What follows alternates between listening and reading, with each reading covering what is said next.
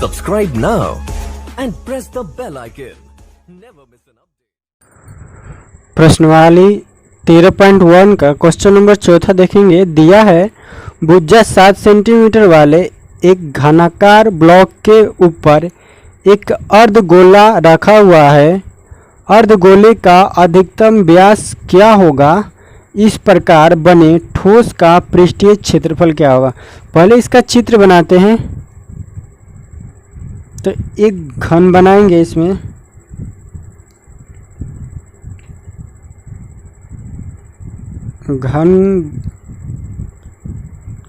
घन के ऊपर एक अर्धगोला है, तो एक अर्धगोला रखेंगे इसके ऊपर।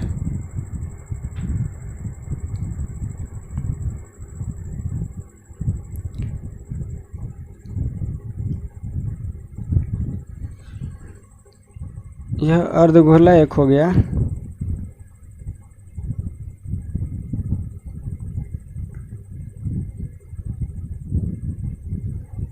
यह एक अर्धगोला है और इसका पूछा कि अर्धगोला जो है इसका अधिकतम व्यास क्या होगा और इसका संपूर्ण पृष्ठीय क्षेत्रफल क्या होगा, इन दोनों का। तो अधिकतम व्यास की अगर बात करें तो जो इस घन का एक भुजा की लंबाई होगा वह इस अर्धगोले का व्यास होगा, और इस भुजा की जो लंबाई दिया है 7 सेंटीमीटर, इसलिए अर्धगोले का व्यास 7 सेंटीमीटर हो जाएगा, क्योंकि इसी फलक पर बना है और इसकी लंबाई के बराबर है। तो घन का जो भुजा होगा अर्धगोले का व्यास के बराबर हो जाएगा। दूसरा सवाल इसमें दिया है कि ठोस का पृष्ठीय क्षेत्रफल, यानी इसका संपूर्ण का पृष्ठीय क्षेत्रफल। एक फलक जो है इस पर एक अर्धगोला है, लेकिन 5 फलक ऐसे खाली है, तो हम 5 फलक का क्षेत्रफल लिखेंगे और यह जो अर्धगोला है या फिर 6, इसका संपूर्ण पृष्ठीय क्षेत्रफल निकाल लेंगे घन का और अर्धगोला का भी। और एक नीचे जो दिखेगा आपको, तो ये वृत्त रहेगा और यहाँ से ढका रहेगा, तो वृत्त का क्षेत्रफल इसमें से घटा लेंगे। तो लिखेंगे ठोस का पृष्ठीय क्षेत्रफल बराबर घन का क्षेत्रफल प्लस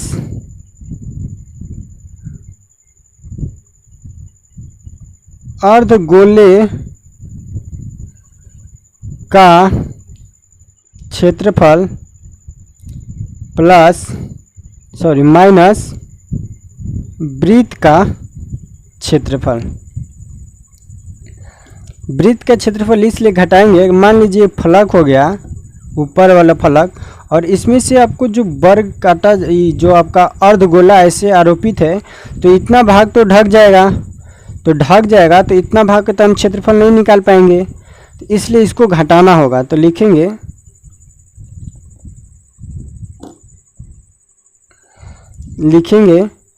घन का क्षेत्रफल जो हो जाएगा 6 गुणे भुजा का स्क्वायर प्लस अर्धगोले का क्षेत्रफल 2 पाई आर स्क्वायर और वृत्त का क्षेत्रफल पाई आर स्क्वायर।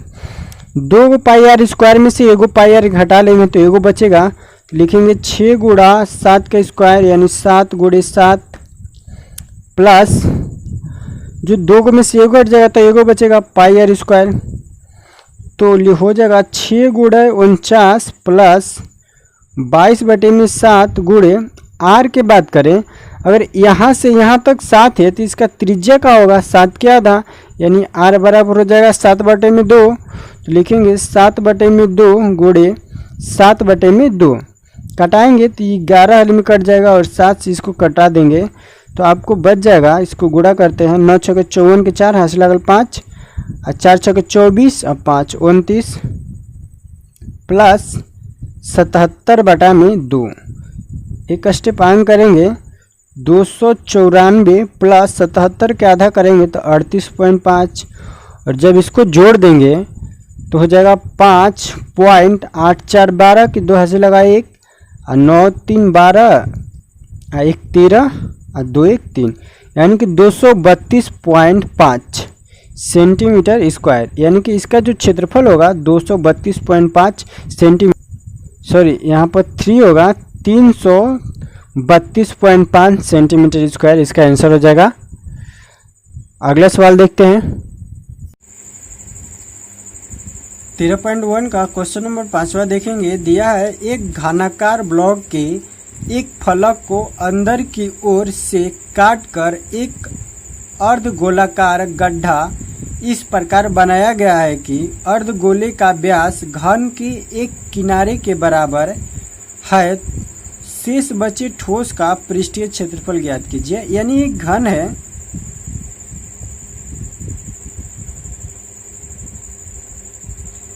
इसके अंदर से एक अर्धगोला काट लिया गया है।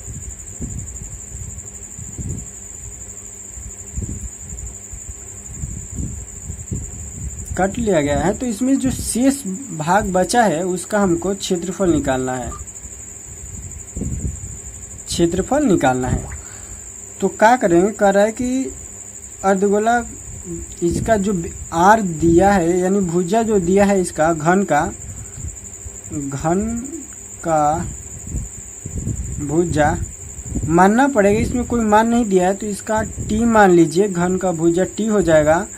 इसलिए जो गोला है अर्धगोला लिखते हैं, अर्धगोला उसका त्रिज्या r बराबर t बटा में 2 हो जाएगा, क्योंकि इसका आधा होगा, इसका त्रिज्या होगा, यानी कि घन का एक भुजा के घन के जो भुजा होगा उसका आधा त्रिज्या होगा, यानी कि घन का भुजा t, तो अर्धगोले का जो त्रिज्या होगा या गोले के त्रिज्या जो होगा t बटे में 2। तो लिखेंगे शेष बचे ठोस का पृष्ठीय क्षेत्रफल बराबर इसका क्षेत्रफल, यानी घन का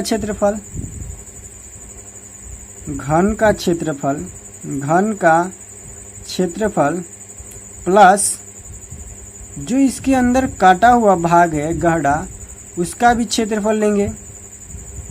तो उसका जो क्षेत्रफल हो जाएगा 2 पाई आर स्क्वायर, और यह इतना जो भाग है,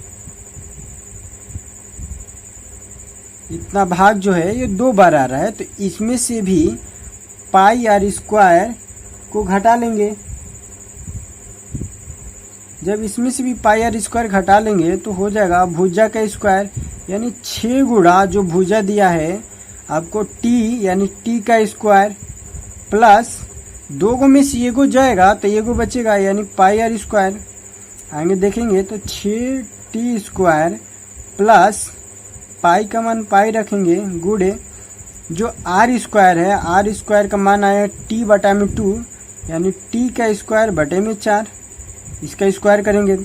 अब इसमें से दोनों में टी स्क्वायर है तो टी स्क्वायर को कॉमन करेंगे, यानी टी स्क्वायर कॉमन करेंगे तो 6 बच जाएगा, प्लस यहाँ पर पाई बटे में 4 बच जाएगा।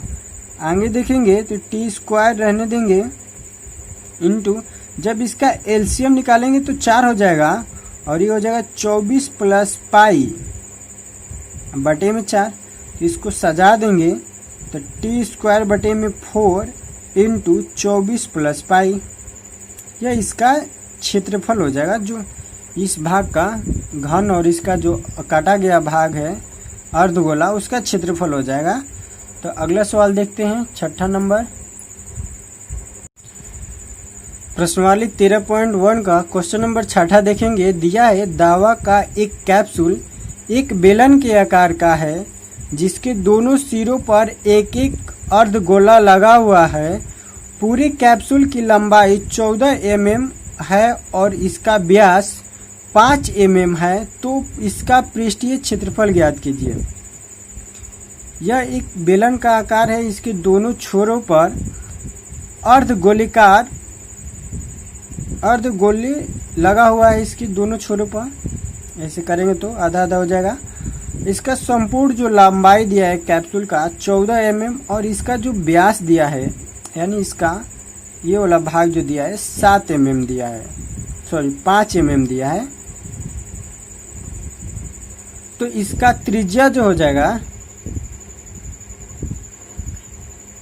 इसका त्रिज्या जो हो जाएगा 5/2 r बराबर।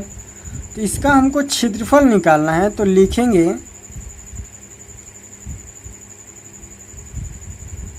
कैप्सूल का क्षेत्रफल बराबर यहाँ पर अर्धगोले और इधर अर्धगोला दोनों मिलकर एक गोला का निर्माण कर देगा। तो लिखेंगे गोले का क्षेत्रफल प्लस बेलन का क्षेत्रफल। गोले का क्षेत्रफल हो जाएगा 4πr² प्लस बेलन का 2πrh। इसमें से 2πr कॉमन करेंगे, 2πr जब कॉमन कर लेंगे तो इसमें r बच जाएगा और यहाँ पर h बच जाएगा, यहाँ पर 2r बच जाएगा, यहाँ 4 है तो 2r बच जाएगा और यहाँ पर h। अब मान रखेंगे 2 गुणा r का मान जो दिया है यानी जो त्रिज्या दिया है इसका त्रिज्या 5/2 हो जाएगा, 22/7 गुणे 5/2 इंटू 5/2 और 5/2 दो हल करेंगे तो ये हो जाएगा 5 और प्लस h का मान जो दिया हमको निकालना पड़ेगा। यहाँ से यहाँ की जो लंबाई होगा 14 -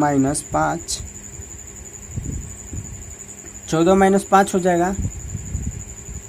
तो 14 - 5 करेंगे तो यहाँ पर 9 हो जाएगा, क्योंकि इधर भी 2.5 निकल जाएगा इसका त्रिज्या और इसका त्रिज्या 2.5 यानी 2.5 5 हो जाएगा।